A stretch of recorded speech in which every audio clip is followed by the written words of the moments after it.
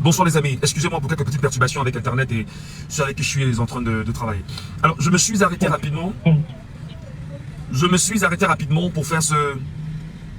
pour envoyer ce message à un Camerounais que nous tous nous connaissons, Monsieur Abel Elimbi Lobé.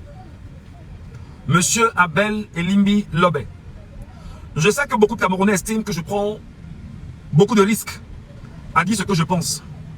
Je sais que beaucoup de Camerounais estiment que je ne devrais pas quelquefois prendre des positions qui sont pareilles et qui éventuellement peuvent agacer, déranger, inquiéter.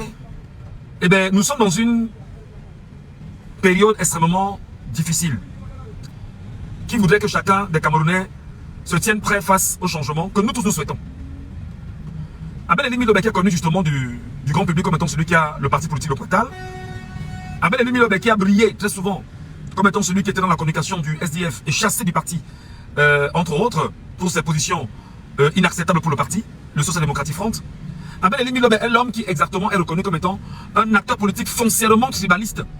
Et ce n'est pas une accusation, c'est juste se référer à ses déclarations, ses acceptations de ce que oui, il est vraiment tribaliste. L'homme qui très souvent a tensé et taxé les Camerounais issus de la communauté bamileke comme étant ceux-là qui sont arrivés dans le littoral et qui se seraient accaparés de tous les tiers dans le littoral et qui auraient monté des entreprises dans le littoral et ne recruteraient que les Camerounais issus de leur communauté. Ces hommes qui seraient arrivés ici, ou ces Camerounais bamileke qui seraient arrivés ici, dans le littoral, et qui auraient même infiltré l'administration municipale pour se faire des postes de conseil municipal, de maire, etc., et qu'il estime être inacceptable. Je me permets très humblement de dire à ce grand frère, parce que, quoi qu'on puisse dire, on peut être dans des joutes verbales, politiquement parlant, mais on a l'obligation de rester des Africains parce que le cadet saura toujours respecter son aîné. Mais dire aussi à son aîné ce qu'il pense en tant que cadet, et je suis dans ce rôle-là pendant qu'on y est. Cher grand frère Abel Elimbi Lobé, je suis venu te passer un message aujourd'hui. Un simple message parce que nous aussi, journalistes, connaissons 2 ou 3 acteurs qui peuvent nous filer 2 ou 3 informations. Et moi, je te passe l'information aujourd'hui. Ceux qui sont en train de bosser avec toi vont te chasser bientôt. Je dis encore, ceux qui te donnent les tribunes vont bientôt te chasser. Parce qu'en ce moment, tu es en train de les agacer eux-mêmes. Au départ, en fait, quand il te convient à venir dire ce que tu penses, c'est qu'en réalité, il devait se servir de tes propos pour pouvoir au mieux travestir les mentalités et relancer le tribalisme qui a été au plus haut niveau avant 2018, pendant 2018 et même après 2018. Et dans cette quête, effectivement, la déclaration que tu as faite sur les antennes de Info TV il y a quelque temps pour taxer l'un de nos héros nationalistes dans la personne d'Ernest Ouandjé comme étant un bandit qui volait des terres dans le Mungo pour les revendre ou pour les redonner à ses frères bamileke, je vais te dire en tant que fils, j'ai pris ma petite caméra, j'ai payé de l'argent au caméraman. Nous avons fait près de 3 jours dans tout le Mungo. J'ai cherché dans tout le Mungo les terres récupérées par des bamileke et des terres récupérées par Ernest Ouandjé et redistribuées aux bamileke. Le montage est en train d'être finalisé. Et tu vas te rassurer, je n'ai rien enlevé. Je n'ai redonné que ce que j'ai eu sur le terrain. Les Lembo et tous ceux que j'ai rencontrés là-bas ne reconnaissent pas des terres arrachées par Ernest Ouandjé pour remettre au bamileke. Ils ne reconnaissent pas. Les Mbo, ceux que j'ai rencontrés partant de Mbanga jusqu'à Kekem, disent qu'ils ne connaissent pas de terres récupérées dans le Mungo et retrocédées au bamileke par le fait de M. Ernest Ouandjé. Mais seulement une histoire m'a été racontée et qui m'a semblé être une histoire réelle. Une histoire portée autour du départ des Allemands. Lorsque les bamileke étant la population la plus nombreuse du Cameroun, les Allemands, dans la construction du chemin de fer, avaient besoin de la main-d'œuvre. Les Mbo ont reconnu exactement qu'ils ne sont pas très nombreux derrière le Mungo. C'est-à-dire qu'en termes de population, eux, ils n'accouchent pas beaucoup comme certains. Et les Allemands avaient besoin de main-d'œuvre. Et il fallait justement avoir cette main-d'œuvre chez ceux qui étaient plus nombreux. Et c'est donc comme ça qu'il y a eu comme une sorte de déportation des bamileke partant de l'ouest du Cameroun pour venir chercher du travail en pays, dans le Mungo en fait, et dans les plantations imposées par des Allemands. Beaucoup étaient aussi au final des cuisiniers pour les Allemands. Beaucoup étaient ceux qui étaient des traducteurs. Beaucoup étaient encore plus proches de ces Allemands parce que c'était la première ressource humaine qui était autour de ces Allemands et avec lesquels ces Allemands travaillaient. Parce que les Allemands avaient besoin d'une ressource humaine pour pouvoir bosser dans leur plantation.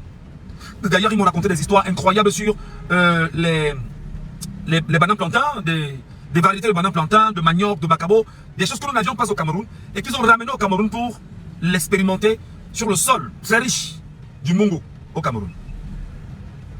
Ils m'ont raconté une chose qui était incroyable, M. Abel Elimbi Lobé. Ils me disent ceci, que lorsque, après 1918, les Allemands ont été chassés du Cameroun par le biais de la France et de l'Angleterre, qui sont ceux qui sont restés sur les terres? C'était exactement ces travailleurs. C'était exactement quelques-uns de ces Bamileke qui étaient plus que jamais proches de ces Allemands.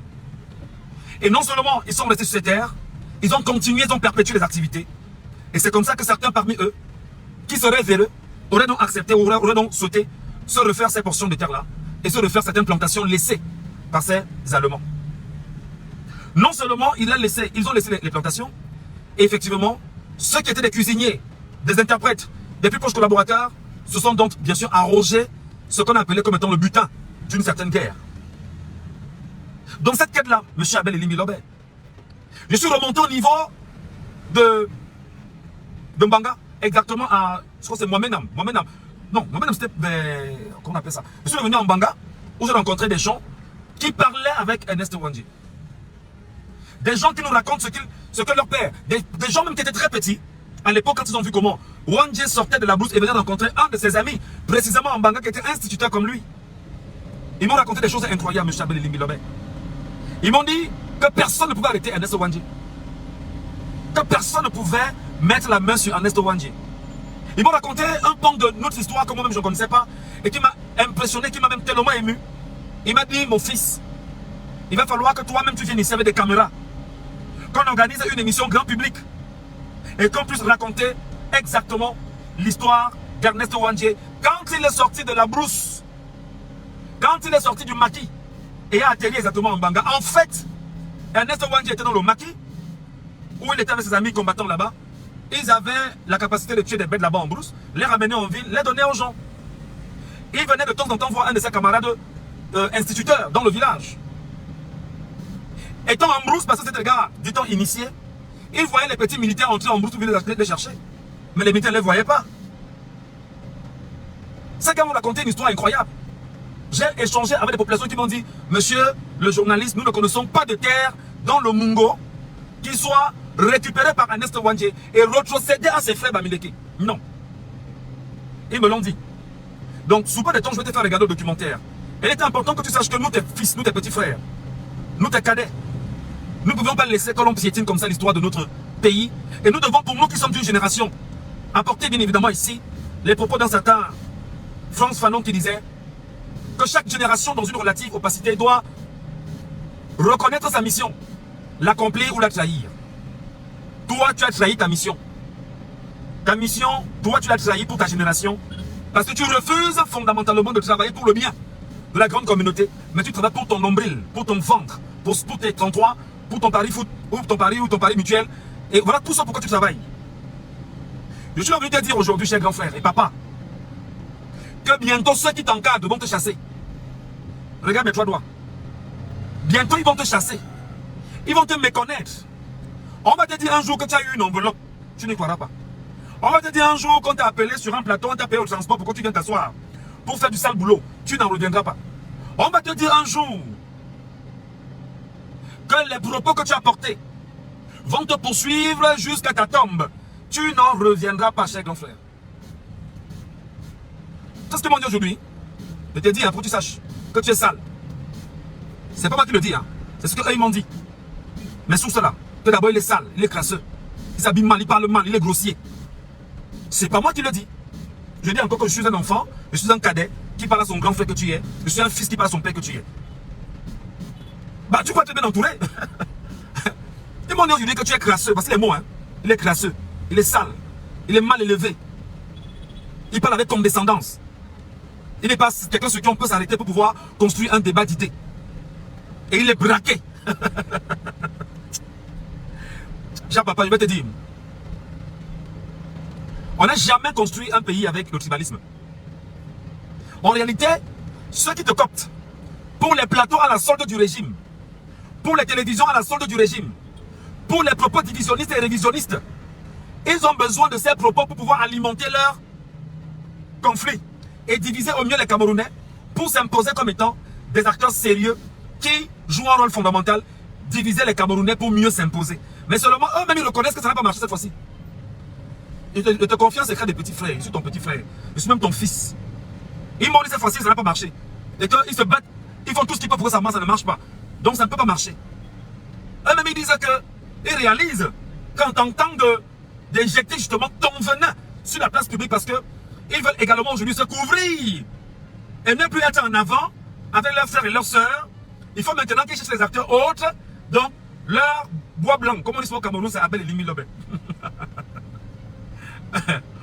Donc quand on paye un peu le transport, Abel Elimbi Lobé, on dit que oh, viens ici, viens t'asseoir ici, parle un peu. Il vient, il parle. On dit bon d'accord. Orientation 1, 2, 3, 4, c'est bon. Allez, en partant, bon, petit enveloppe, vas-y. Vas-y. Donc moi, je te donne mon conseil de fils. Les gars là disent qu'ils vont te lâcher bientôt. Ils disent que, hein, écoute-moi très bien. Je suis en train de te rapporter une information. Ils disent que tu es sale. C'est pas moi qui dis, eux, c'est eux. Ils disent que tu es sale. Ils disent que tu es crasseux. Que tu es imbu, tu es mal élevé. Et en plus, tu es grossier. Tu es brutal. C'est ce qu'ils disent, hein. C'est pas moi qui dis. C'est ce qu'ils disent, c'est pas moi qui dis. Donc vraiment, papa, je te file aussi l'info, hein, parce qu'on ne sait jamais. Donc prépare-toi. Quand les gars ont te lâché, ne dis pas que tu n'as pas dit. Moi, je t'ai dit. Mais en attendant, avec Elimbi Lobé, on est en train de travailler sur toute la démarche que j'ai faite dans le Mungo, jusqu'à Kekem. Et je vais revenir. Crois-moi, j'ai eu des choses incroyables. Et je voudrais aussi remercier tous ceux qui m'ont bien accueilli à Manjo. Oh là là. À Manjo, c'est à Manjo qu'on m'a étalé des choses à Manjo incroyables. À Manjo, qu'est-ce que ne m'a pas dit à Manjo? C'est à Manjo qu'on s'est assis sur l'histoire. Mais c'est loin d'être terminé parce que on va y retourner. Et il y a des choses vraiment magnifiques que j'ai retenues là-bas. Et les Camerounais devaient retenir que Ernest Ouandjé n'a jamais, comme le disaient là-bas eux-mêmes, il n'a jamais pris 1 centimètre carré de terre parce que lui-même est mort sans avoir 1 centimètre carré de terre dans le Mungo. C'est très important. Ils m'ont dit une chose et je finis par là. Bon, je laisse Elimbi Lobé, là peut-être pour ceux qui vont me regarder. Ils disent que Ernest Ouandjé était en brousse. Que le problème d'Ernest Ouandjé, c'est qu'Ernest Ouandjé avait une plaie au pied. Et ne pouvant plus se soigner véritablement en brousse, il sortait de la brousse, il venait rencontrer son ami, instituteur, exactement là en Banga. Et il lui demandait, amène-moi à l'hôpital, fais tout pour me soigner. Et son ami lui dit, tu sais que si on me voit avec toi, ce sera complicité, subversion, tout ce que tu imagines. Et il venait, il mangeait chez son ami, puis il retournait en brousse après. On le connaissait en Banga. Alors à un moment donné, la plaie avançait. Il avait une douleur au pied. Et il s'est rendu compte lui-même qu'il ne pouvait plus tenir longtemps debout.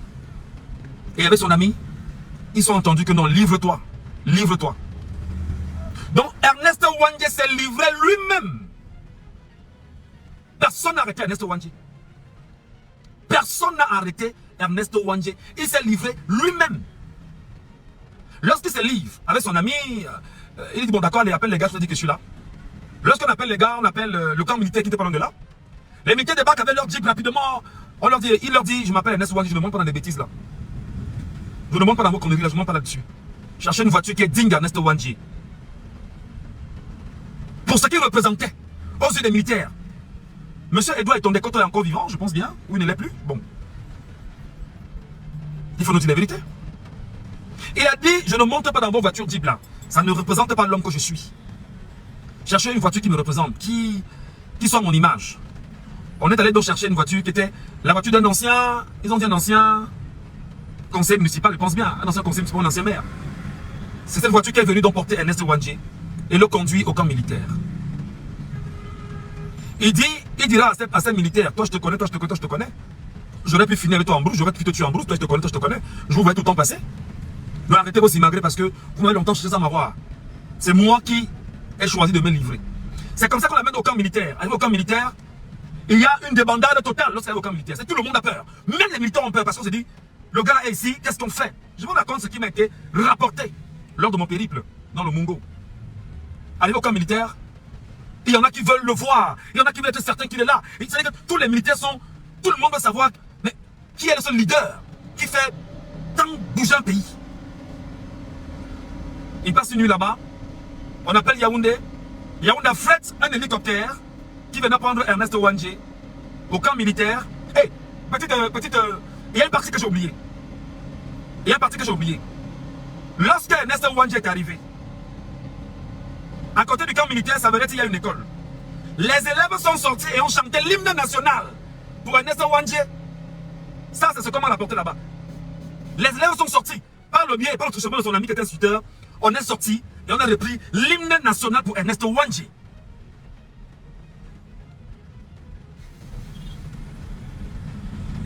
Vous comprenez à quel point un homme important? Là, quand on m'a dit qu'on a chanté l'hymne national pour lui, j'ai frémi un instant, on dit, ah ben dis donc. On me dit oui. Les enfants sont sortis de l'école et par le truchement de son ami instituteur, ils se sont arrêtés et ont chanté l'hymne national pour Ernest Ouandjé. Il a donc passé une nuit là-bas, on a envoyé l'hélicoptère de Yaoundé qui est venu le prendre pour Yaoundé, où on a engagé ce qu'on a appelé les procès de l'horreur. Passez-moi ce vidéogramme, envoyez ça à Abel Elimbi Lobé.